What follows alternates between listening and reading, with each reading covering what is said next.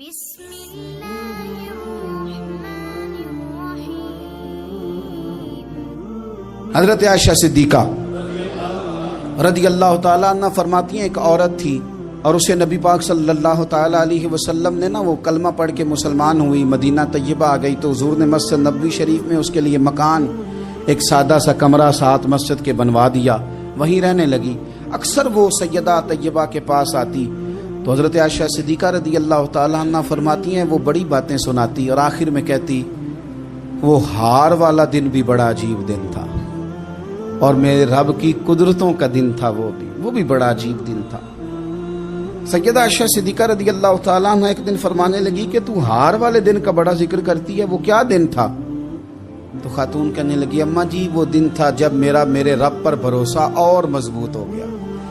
جس دن میرا اپنے رب پر توکل اور بڑھا، میرے ایمان میں یقین میں اور پختگی آئی۔ کہنے لگی میں ایک گھر کی کنیز تھی، نوکرانی تھی، اس گھر میں ایک بچی تھی جس کے پاس سونے چاندی ہیرے جواہرات کا ہار تھا۔ اس زمانے میں چمڑے کے اوپر لوگ ہیرے جواہرات لگاتے تھے، کئی دفعہ سرخ رنگ کے چمڑے پہ لگائے جاتے تھے، وہ بچی پہنتی تھی تو کہتی ہوں بچی کے اس نے اتار کے رکھا یا اس سے گرا وہ ہار تو چیل اسے اٹھا کے لے گئی گوشت سمجھ کے اور میرے سامنے اٹھا کے لے گئی۔ گھر والوں نے مجھ سے پوچھا، یہ بخاری میں موجود ہے، گھر والوں نے پوچھا مجھ سے کہ وہ ہار کہاں ہے تو میں نے کہا چیل اٹھا کے لے گئی۔ گھر میں کچھ چوری ہو جائے تو سب سے پہلا الزام کس پہ لگتا ہے؟ ملازمین پہ۔ کہتے انہوں نے مجھے بڑا مارا، بڑی تکلیف تھی، حتیٰ کہ میری شرمگاہ تک کی تلاشی، میری عزت اتنی خراب کی میں بتا نہیں سکتی۔ میں نے اپنی زندگی میں ایک واقعہ دیکھا، ایک امیر گھر میں چوری ہو گئی، ملازم کو اتنا مارا کہ وہ چارپائی پہ پڑ گیا، پولیس والوں سے اتنی مار پروائی گئی کہ وہ بیچارہ چارپائی پہ پڑ گیا اور پھر وہ اتنا بیمار ہوا اور کچھ دنوں کے بعد پتہ چل گیا کہ چور تو اپنا بیٹا ہے ان کا، پھر اس کا انتقال ہو گیا۔ اب وہ سیٹھ صاحب اور گھر والے آ کے مرنے والے کے کان میں معافی مانگ رہے ہیں، کان میں۔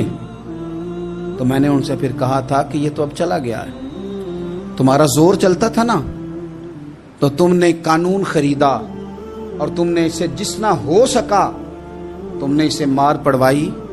تمہارے پاس جو عدالتیں تھی تم نے وہاں کاروائی کی، اب ایک عدالت قیامت کے دن لگے گی۔ یہ کمزور تھا نا، کچھ کر نہیں سکا۔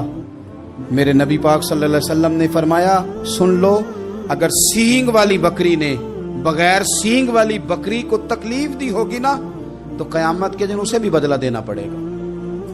کہ تیرے پاس سینگ تھے اور تو نے اسے مارا تھا۔ وہ خاتون عرض کرتی ہے سیدہ عائشہ کی خدمت میں کہ مجھے بڑا مارا، مجھے تکلیف دی، میں کہہ رہی تھی کہ میرے سامنے چیل لے گئی ہے پر وہ نہیں مان رہے تھے، اماں جی انہوں نے مجھے بڑا مارا۔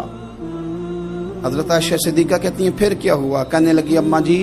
جب کوئی میرا مددگار نہ رہا، مجھے تکلیف دے رہے تھے، رسوا کر رہے تھے، تو میں نے اپنے رب سے مدد چاہی، میرے رب کی طرف میں نے توجہ کی، میں نے کہا مالک اب تو ہی میرا مددگار ہے۔ کہتی ہے وہ مجھے مار رہے تھے تو وہ چیل جو ہار لے گئی تھی وہی لے کے واپس آ گئی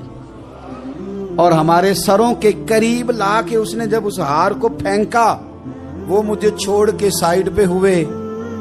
وہ میری بے گناہی جان گئے، لیکن آپ کو بتاؤں اس دن سے میرا اپنے رب پر یقین اور بڑھ گیا۔ مجھے سمجھ آ گئی کہ جب انسان پورا ٹوٹ جاتا ہے اور جب کوئی چاروں جانب اس کا مددگار نہیں ہوتا تو رب تو ہوتا ہے نا، اللہ تو اس کا مددگار ہوتا ہے نا، وہ تو پھر اپنے اس بندے کی مدد کرتا ہے نا، پھر وہ تو توانائی دیتا ہے نا، وہ تنہا نہیں چھوڑتا، وہ تو آنسوؤں والوں کے آنسوؤں پہ بڑا کرم فرماتا ہے، وہ تو قسم پرسی میں آ جاتا ہے، اس کی رحمت بڑھ کے استقبال کر لیتی ہے۔